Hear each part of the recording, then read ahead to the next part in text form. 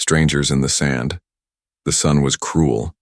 It beat down hard on the dry desert planet of Drosari, turning the sand into fire. The sky was pale yellow, filled with heat waves. Nothing moved, nothing breathed, except one. A girl walked slowly through the sand. Her skin was a soft shade of purple, her silver hair tied behind her long ears. Her name was Zalari, and she was not from this world. Her ship had crashed 3 days ago, and now she was stranded. Behind her, inside a broken crate, were 3 small creatures. They were furry, with bright blue eyes and long tails. They cried softly, weak and thirsty. Their tongues hung out, and their breathing was slow. Zalari knelt beside them. "Please hold on," she whispered in her language. "I will find help." But there was no help. The nearest alien village was just a few hills away. She had gone there earlier, asking for water. The locals had laughed at her. One of them even spit on the ground and said, "Why waste water on animals?" Zalari had left in silence. She couldn't fight them. She couldn't force them. All she could do now was wait and hope. Her skin was dry, her lips cracked. She had no water left. She had given her last sip to her smallest creature, who now lay still. Her heart hurt. If help didn't come soon, they would all die. Then something appeared on the horizon. At first, she thought it was a mirage, but as it came closer, she saw a figure, a man walking toward her through the heat. He looked strange. His skin was tan, his hair messy and dark. He wore torn clothes, and a large bag was slung over his shoulder. He was a human. Zalari stood, up weakly. Her legs trembled, but she waved at him. "Please, help." The human didn't speak. He looked at her, then at the dying animals. His eyes narrowed, but not in anger, in sadness. Slowly, he dropped to one knee. He pulled out a metal flask from his bag. Zalari's eyes widened. She knew that flask held water, maybe the last he had. The human looked at her. She nodded slowly, understanding what he was about to do. He opened the flask and carefully tilted it toward the creatures. One by one, he gave them water, not 2. Much, just enough to wet their dry mouths. Not a single drop was wasted. He didn't drink it himself. When the last creature licked the final drop, the man gave a small smile and collapsed. Zalari gasped and caught him before he hit the ground. His body was burning with fever. His lips were dry. He had nothing left. She looked at him. This strange man from a faraway world who had given everything for animals he didn't even know. Tears rolled down her cheeks. Her people would never have done this. Her world would have laughed just like the villagers did. But this human, he was different. She looked around. The sun was still high. The village was still far. But she had no choice. With great effort, she lifted the human onto her shoulders and carried him toward a small cave nearby. It wasn't much, but it had shade and a few cold stones. The creatures followed, slowly regaining their strength. They looked at the man as if they understood. They licked his hands and curled around him as he slept. Zalari knelt beside him and touched his face. "Thank you," she whispered in broken English. "You saved them." The human didn't move.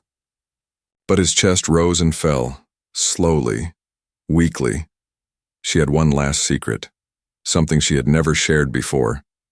Her body could produce a special liquid, a type of serum her kind used to feed baby animals.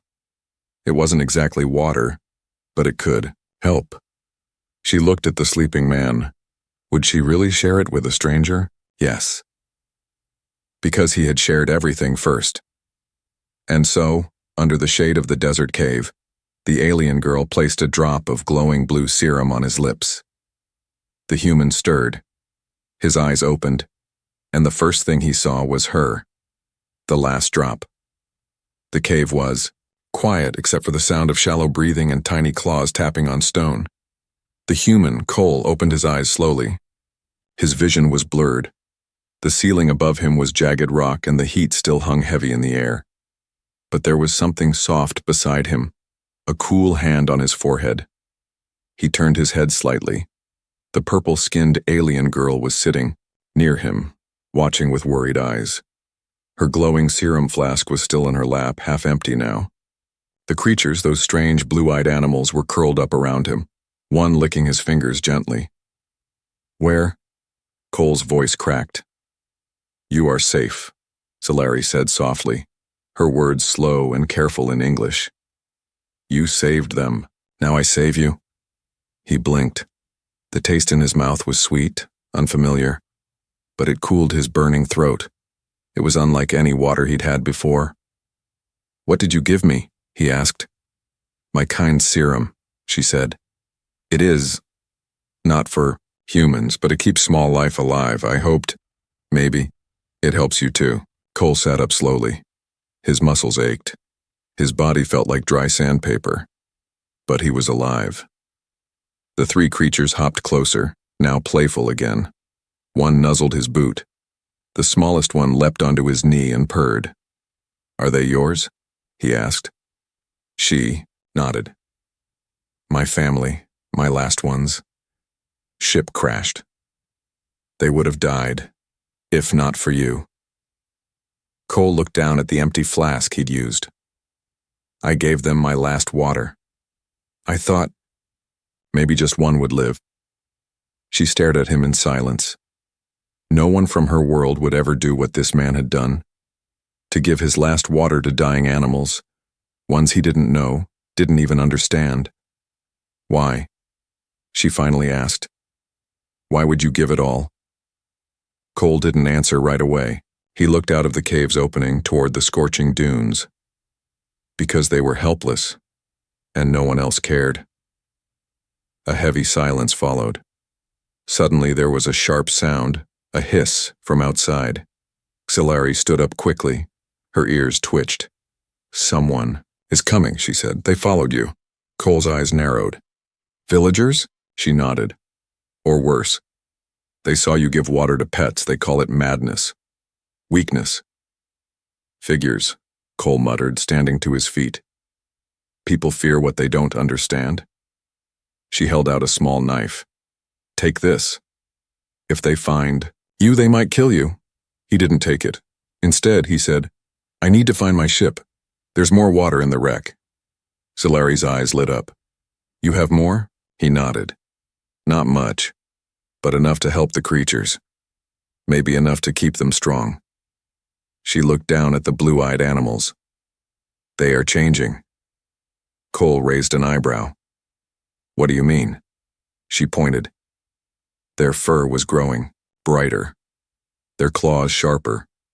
One of them leapt from rock to rock, faster than before. "The serum," she whispered. "Your water, your act.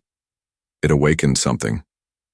Cole crouched beside them, gently touching one's back. "These aren't just pets, are they?" She looked at him with glowing eyes. "No, they are protectors.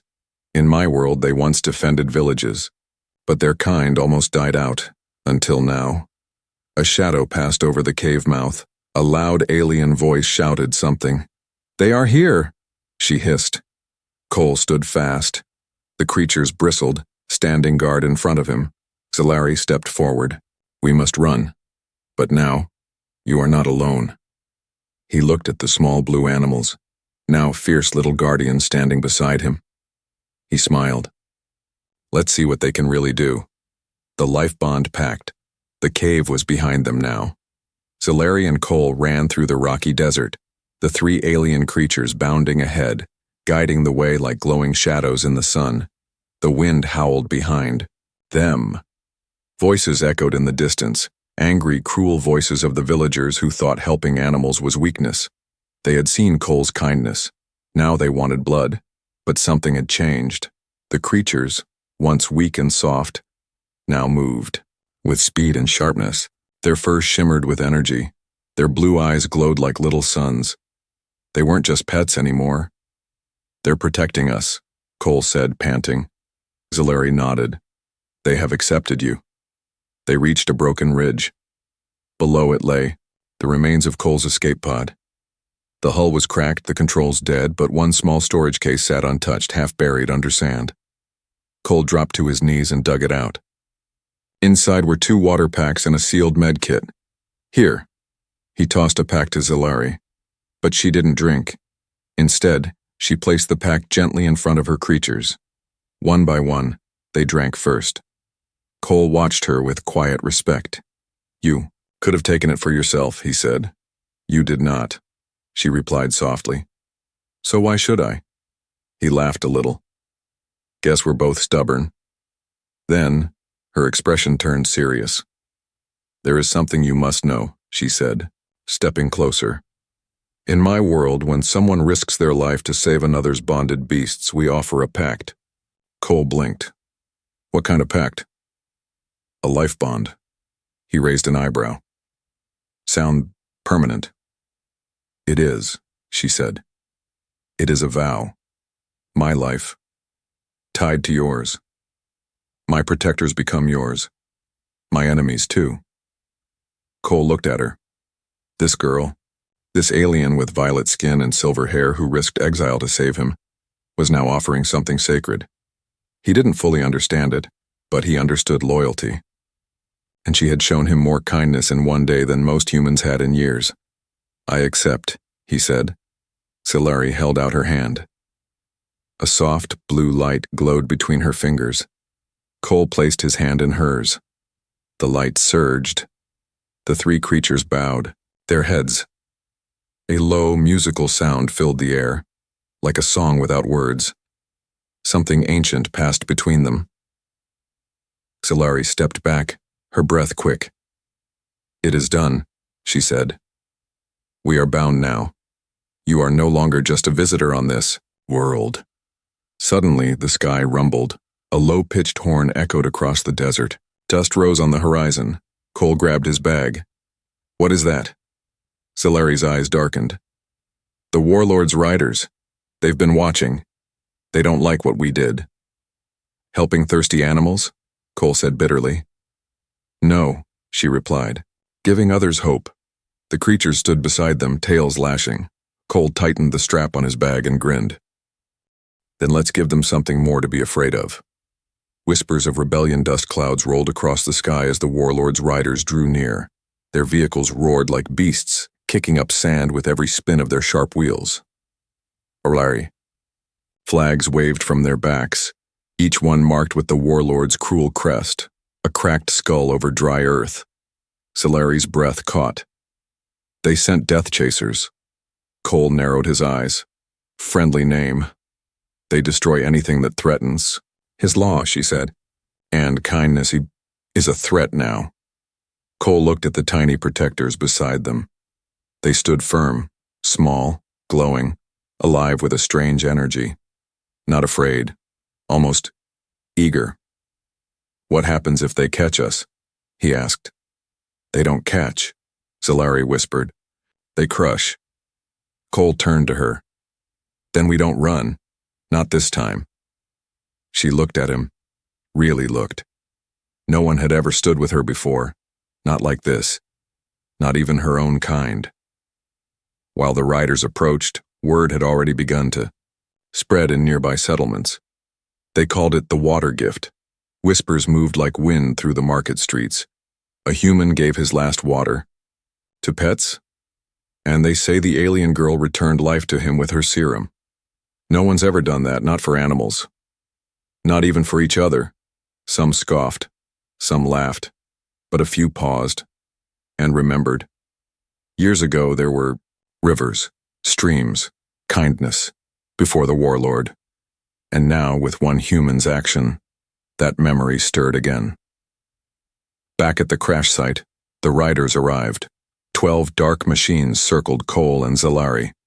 The ground shook under their engines. The lead rider stepped forward. Tall, armored in black bones and metal. His voice boomed through a speaker on his chest.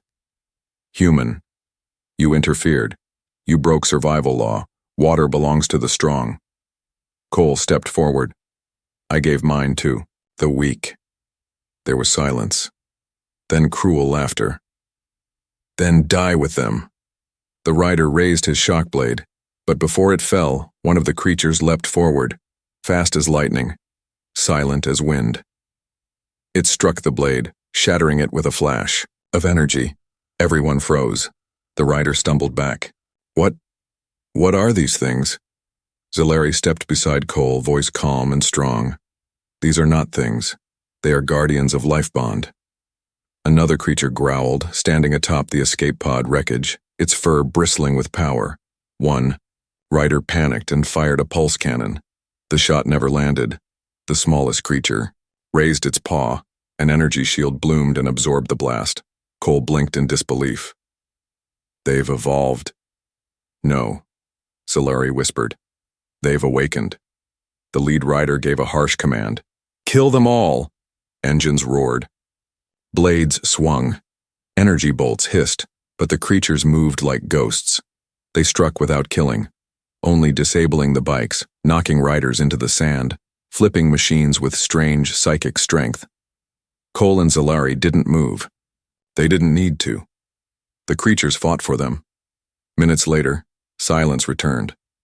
The riders lay scattered, their machines broken, their fear real. One crawled away, looking back with wide, terrified eyes. This is not natural. Cole walked over and stared him down. No, he said. It's human. By nightfall, fires burned in hidden camps. Zalari looked out across the stars with quiet eyes. Tomorrow, she said, others will come, not just hunters, but people, curious, afraid, some ready to follow. Follow what? Cole asked. She looked at him. You, us, the life bond. The idea that mercy is not weakness, that water freely given can grow something stronger than fear. Cole was quiet. Then he nodded. Then we better be ready. The wind whispered through the sand, and somewhere across the desert the rebellion began to breathe. The creatures fight back. The warlord was furious. His death chasers had failed, and worse, they returned alive, shamed and terrified by glowing pets and a lone human with no weapon. He slammed his fist into the stone table. They humiliated my men.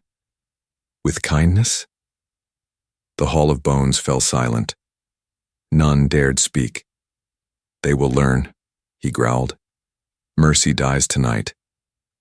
Far away, in a hidden canyon beneath the broken moons, Cole and Zalari sat by a flickering fire.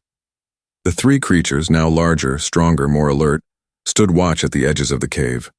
Cole reached out to pet the smallest one, who used to be weak and limp. Now its fur glowed faint blue, and it responded with a hum as if sensing his thoughts.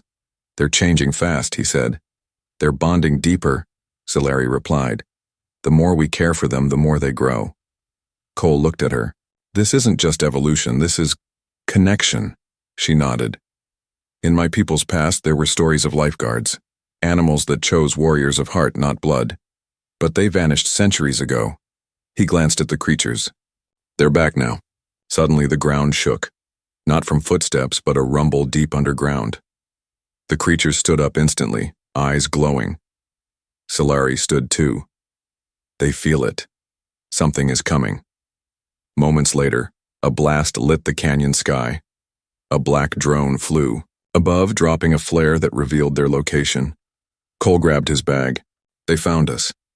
More shadows appeared on the canyon walls, riders, soldiers, and worse, drone dogs, machines shaped like hounds programmed only to hunt and tear. They sent their beasts, Cole said. Then they will meet ours. Zalari replied. The battle came fast. The drone dogs jumped in first, their jaws snapping with electric teeth. The creatures didn't run. They roared. The canyon echoed with their sound, not loud, but deep, ancient, powerful. The first drone leapt at Cole. Before it touched him, one of the creatures struck with a flash of blue light, ripping the machine apart midair. Another turned its body into a living shield, blocking a laser blast and deflecting it back into a soldier's chest plate. One by one, they moved with precision. Not like pets, like trained warriors, but no one had trained them. Cole fought alongside them using his small tools, flare knives, sensor disruptors, and learned quickly that the creatures moved around him like they knew his steps before he took them. "They're sinking," Zeleri gasped. "They move as one." On a cliff above, a warlord scout watched in horror. "They're winning! With animals!" The officer behind him trembled. "Permission to retreat?" "No," the scout said. "Permission to report." By morning, the canyon was quiet again. Cole wiped the dirt from his face. One of the creatures limped slightly but purred as he touched it. "They didn't run," he said. "They protected us. They chose to," Zeleri said softly. "That's what scares the warlord the most." Cole looked confused. "Why?" "Because tyrants fear loyalty that cannot be bought. These creatures don't fight for rewards. They fight for love, for bond, for us." Cole stood, gazing at the rising sun. "They're not just protectors anymore," Zeleri nodded. "They're a message." By sunset, camps across the desert began whispering of the three guardians. Aliens who once laughed now listened, and others, beaten, silent, tired, started to ask questions. What if we joined them? What if mercy isn't weakness? What if that human and his beast can win? A spark had been struck in the desert and fire was coming. The Amadero that binds. Night fell across the desert like a blanket of silence. But under that silence, something ancient stirred. Inside a hidden canyon, deep beneath stone and dust, Cole stood beside a glowing cave wall covered in alien symbols. The creatures sat nearby, their bodies humming with quiet light, listening, almost like they understood every word. "This was once a riverbed," Zeleri said softly, her fingers tracing the old markings. "Before the warlord came, before the machines dried everything." She turned to Cole. "This planet was alive once. Water ran like veins through its body. Now it is a corpse." Cole crouched down and pressed his ear to the rock. He heard it, a faint sound, a rumble. "Water," he whispered. "It's still down there." She nodded, but trapped behind the great block, a dam built with stolen tech. "If we break it, the rivers will return." "But how?" Cole asked. "We don't have an army." "No," she said, "but we have something stronger." She looked at the creatures. "They are more than guards now. They are keys." Later that night by the fire, Zeleri unwrapped a small glowing crystal. "This is a heartstone," she explained. "It once powered the rivers. It listens to will, but it only obeys those who give, not take." She looked at Cole. "You gave. Your last drop. The stone will follow you." Cole stared at the crystal. "I don't understand any of this." "You don't need to," she said gently. "You just need to believe." He closed his hand around the stone. It pulsed warm, like a heartbeat. The creatures howled once, long and low. Something shifted in the canyon walls. At sunrise, Cole stood on a cliff, staring at the warlord's dam in the distance.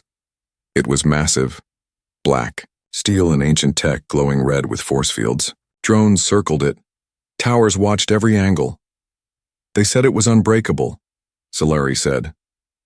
Cole cracked his knuckles. "Then they haven't met me yet." The creatures lined up beside them, taller now, more powerful. Their eyes shined like stars. Below in the settlements, crowds gathered quietly, not to fight, not yet, to witness, to believe. Cole moved first, one step, then another. With the heartstone in his hand, the creatures followed. The sand beneath them lit with soft blue light. The planet felt their movement. Old tech began to stir. Stones glowed, vines twitched, ancient pipes vibrated. The warlord's men shouted and aimed. They fired plasma, but the creatures shielded them, not with walls, with light. It shimmered like water, fluid, and beautiful. Cole walked through the storm, unburned. When he reached the dam, the stone in his hand began to hum louder. The creatures roared, and the dam cracked. The ground shook, towers collapsed. Steel bent like paper, and then, water, a scream. of it. A roar. A flood. It exploded from the broken wall, racing through dead rivers, ripping through sand, filling every crack with life again. Green returned to the brown. Flowers burst from dust. Creatures rose from hiding. And people, aliens who had forgotten how to hope, fell to their knees. The planet drank. But Cole did not cheer. He collapsed. Too much energy. Too much strain. The stone fell from his hand and rolled beside him. Solari ran to him, screaming his name. The creatures circled him, crying softly. "Don't die," she begged. "You can't die now." One creature placed its glowing paw on his chest. A blue spark passed from it into his heart. Cole gasped, then breathed, eyes open, alive. Above them, thousands watched from hills, cliffs, rooftops. Not one voice spoke. Then, slowly, someone whispered, "The water has returned." The human brought it back. He gave everything, and the planet gave it back. One drop, one world water roared through the valley, flooding the bones of a dead land with life. For the first time in centuries, the rivers of Drosary flowed freely. The dam was broken. The ground was wet. The air smelled of clean earth and wildflowers. Alien creatures, long thought extinct, peeked from burrows and hollows. The wind carried the sound of a miracle. But Cole lay still in the grass. His clothes were soaked, his skin pale. His hand still clutched the now dim heartstone which had drained almost all of his strength. His chest rose and fell, but faintly. Solari knelt beside him. Her eyes were wide with fear. "No, no, no, no," she whispered, pressing her hands against his chest. "Stay with me, please." The three guardian creatures cried softly, their paws on his shoulders and heart. One tried to nudge his head up, but he didn't move. Solari's voice trembled. "You saved the water. You saved them. Don't leave now." But he didn't answer. From the cliffs above, thousands had gathered. Villagers, scavengers, farmers, rebels, even soldiers who had once served the warlord. They had seen the rivers return. They had seen the dam fall, not to an army, but to one human and 3 small beasts. And now they watched as that same human lay dying in the grass. A slow silence spread. It was as if the planet itself had paused to listen. Then something happened. The heartstone, dull and cracked, began to glow again, faint, then brighter, then pulsing like a heartbeat. One of the creatures, smallest yet fiercest, placed its forehead against Cole's chest. The other 2 joined it, forming a circle. Solari looked up. "No. You'll burn yourselves." But the creatures didn't stop, their bodies lit with soft blue light. Their glow moved into Cole, through his skin, his bones, his heart. A jolt ran through him. He gasped. His eyes flew open. The entire canyon echoed with a shockwave of life. The crowd above gasped. People cried out in awe. Cole sat up slowly, blinking. "Did it work?" he whispered. Solari laughed, her eyes full of tears. "You're alive." He looked at the creatures. They were weak now, tired, but alive. They leaned into him like children seeking comfort. "You gave them everything," she said. "No," he replied, placing a hand on her shoulder. "We did." Far across the desert, in the warlord's dark tower, alarms were flashing. Drones blinked red. Power cores failed. Water gauges overflowed. His empire, built on fear, dryness, and control, was drowning in the truth. He stared at a screen showing the rivers, the green grass, the crowd chanting one word: human. Human, human, he roared and threw the monitor across the room. This isn't over. But it was, because something had changed. Not just the land, not just the rivers. The people had changed. By nightfall, torches were lit all across Drosary, not in anger, in celebration. Villagers walked for miles just to leave gifts where the dam once stood. Children carved stones shaped like the creatures. Songs were sung about the stranger who gave water. His name spread in every direction. Cole, the life-bringer, and beside him in every tale was Zalari of the life bond, and the three guardians. Of the drop days passed, then weeks. And slowly the desert became a world again. Plants grew where bones once lay. Creatures returned to long-forgotten watering holes, wells filled without pumps, springs bubbled beneath homes. And everywhere Cole and Zalari went, people gathered, not to worship, but to learn. Cole didn't want to be a hero. He just wanted to help build something that could last, a world where kindness wasn't seen as weakness, where water flowed because someone once gave it freely. One day at the edge of a cliff where the desert met the newly formed Lake of Dawn, Zalari sat beside Cole and asked, "Why did you really do it?" He looked at her, confused. "Do what?" "Give your last water, that first day, to 3 dying creatures, strangers." He was quiet for a long moment. Then he smiled. "When I was young," he said, "there was a dog back on Earth, sick, left to die. I gave him my juice bottle, everyone laughed. But the dog didn't," Zalari whispered. He nodded. "He lived, became my shadow. That was the first time I realized. You don't need a reason to do the right thing." She looked at him, really looked, and smiled. "You gave them 1 drop, and they gave back a world." Not far behind them, the 3 creatures sat on a rock, watching the sun rise. Their blue eyes shimmered in the light. They were no longer pets. No, longer weak. They were legends now. The story of the human who gave his last drop would be told for generations, across planets, languages, even species. Some would change the details. Some would forget the names. But one thing would remain. That hope can begin with one small act. That a single drop of water can grow a new world.